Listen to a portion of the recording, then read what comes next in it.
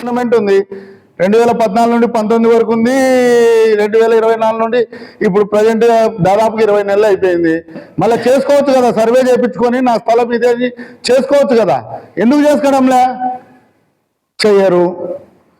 ఇంకొక వ్యక్తి స్కూల్ను కబ్జా చేసినా అంటారు. అసలు వాళ్ళకి స్కూల్లో ఏం జరుగుతుందో వీళ్ళకి ఏమన్నా తెలుస్తుందా? అమేక బుగ్గన రాజారెడ్డి గారు ఏదో కబ్జా చేసి ప్లాట్లు వేసినానంటే ఎట్లెట్లు వేసినారో ప్లాట్లు చూద్దామని చెప్పేసి ఆయన వాకింగ్కి వచ్చినాడు. అసలు ఆయనకు ఒక రాయి కనపడడం అంటే ఆయన్ని ఆశ్చర్యపోతున్నాడు.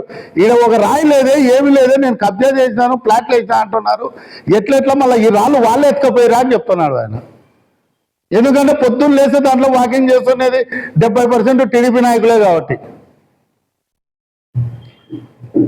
ఏం చెప్తే మనం ఏదన్నా ఒకటి మాట్లాడితే కనుక 10 మంది అర్థం చేసుకొని ఇది కరెక్టే కదా అనేటట్లు ఉండాలి. కానీ నోటికి ఏమొస్తే అది మాట్లాడితే భావ్యంగా ఉండదు.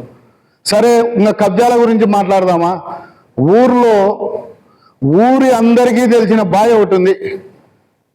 మీరంతా బేరంజర్లో గత 40-50 ఏళ్ళు ఉన్నోళ్ళే కదా. ఉందా? ఉపనీళ్ళ బావి అంటాం మేము. దాంట్లో నీళ్ళు కూడా చేదుకొని తోడుకొని నీళ్లు మోసినాం మేము ఒకప్పుడు. మళ్ళీ ఆ బావిని ఈరోజు కబ్జా చేసినది ఎవరు? ఆ బావిని కబ్జా చేసినది ఎవరు?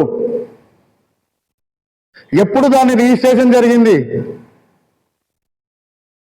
బేదంచెర్లకు సంబంధించిన బావి కాదా అది? ఒకవేళ రేపు అనొచ్చు అది మా పూర్వీకుల బావి అని. మళ్ళీ మీ పూర్వీకుల బావి అయినప్పుడు కూడా బేదంచెర్లకు ఇచ్చిన బావే కదా. మళ్ళీ ఈరోజు నువ్వెందుకు రిజిస్ట్రేషన్ చేయించుకున్నావు? ఇంకొక ఆయన మాట్లాడతాడు, నాది 2 సెంట్లు పోయింది, 4.5 ఎకరా పోయింది అని. అయ్యా, మీరు బేదంచెర్లకు ఎప్పుడు వచ్చినారు? ఎన్ని ఎకరాలు మీరు సంపాదించినారు? ఇవన్నీ మేము చిట్టా తీయాలనా? సరే, నీ 4.5 ఎకరా అనేది ఏమన్నా రాజారెడ్డి గారు తీసుకున్నారా? బేదంచెర్లకు ఒక ఆటో నగర్ ఉంటే కనుక బేదంచెర్లలో ప్రతి ఒక్కరూ బాగుపడతారు అనే ఏకైక ఉద్దేశంతోనే కదా అక్కడ ఆటో నగర్ అని ఏర్పాటు చేస్తున్నది. దానికి సంబంధించి ఎంఆర్ఓ గారితో అదే ఆటో నగర్లో 10 సెంట్లు కావాలని నువ్వే చెప్తున్నావు. దాన్ని రాజారెడ్డి గారు కబ్జా చేసినట్టు ఎట్లయితుంది?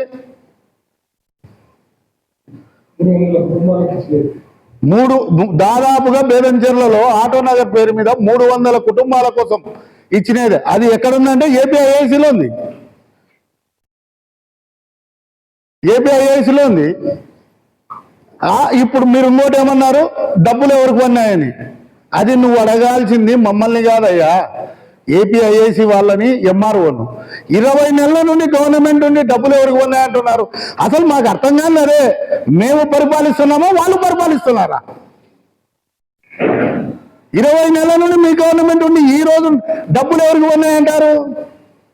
ఎవరికన్నా పడింటే నువ్వన్నా బయట పెట్టు, లేదా ఎంఆర్ఓ ఆఫీస్లో కూర్చొని ఎంఆర్ఓని అడగండి, లేదా కలెక్టర్ని అడగండి, లేదా ఏపీఐఐసి చైర్మన్ అడగండి డబ్బులు ఎవరు తీసుకున్నారని. ఇవన్నీ అడగకుండా ఊకే మైక్ ఉంది కదా అని చెప్పి ఇష్టం వచ్చేట్టు మాట్లాడమైంది. ఇంకా మనం ఎక్కడెక్కడ మనకు డీ పట్టాలు ఉన్నాయి, ఇవన్నీ ఇంకా తొందరలో చరిత్ర బయటికి తీస్తాము.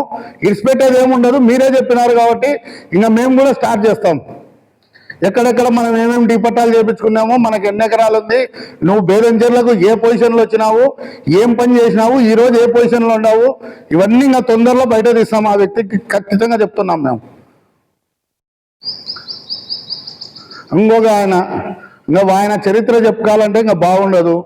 ఎక్కడో సర్పంచ్, ఏ ఊరికో సర్పంచ్, ఆయన రాజారెడ్డి గారిని విమర్శించే వ్యక్తి, పొద్దున లేస్తే దుప్పటి కప్పుకొని దొంగదాపున తిరిగే వ్యక్తి ఆయన కూడా మా రాజారెడ్డి గారిని విమర్శిస్తున్నాడు. ఇంకా ఏం చేయాలా? వాస్తవంగా చెప్తున్నాను, బేదంచెర్ల ప్రజలు మనకు కర్మ పట్టింది. బేదంచెర్ల ప్రజలకు వీళ్ళ మాటలు ఎన్నిక మనకు కర్మ పట్టింది. బేదంచెర్ల ప్రజలకు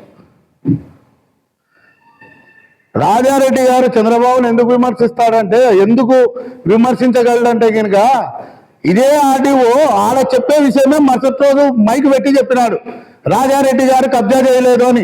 అదే ఆడ చెప్పింటే ఈరోజు ఈ మాటనే లేదు కదా. చెప్పనీయకుండా ఉండేది మీ సీఎం గారు. ఆయన క్లియర్గా చెప్తుంటే ఆఫ్ చేసినది మీ సీఎం గారు. మరుసటి రోజు ఏం చేసాం మొత్తం ఆర్డీఓ గారు క్లియర్గా చెప్పినారు. ఆ రోజు అదే విషయం కరెక్ట్గా చెప్పాయా అని ఇంటికి ఇదంత సీన్ లేదు కదా, దానికోసమే విమర్శించాల్సి వస్తుండేది.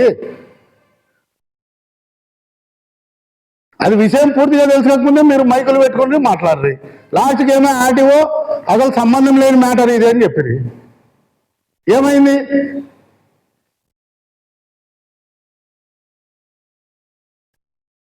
ఇంకా రాజారెడ్డి గారి డెవలప్మెంట్ గురించి చెప్పాలంటే, అయ్యా మీకు అందరికీ మళ్ళీ చెప్తున్నాను, బేతంచెర్ల మన పిల్లల గురించి, పిల్లల కోసం ఉద్యోగాలు రావాలని చెప్పేసి మనము ఒక ఎంఎస్ఎంఈ సెంటర్ తెచ్చాము.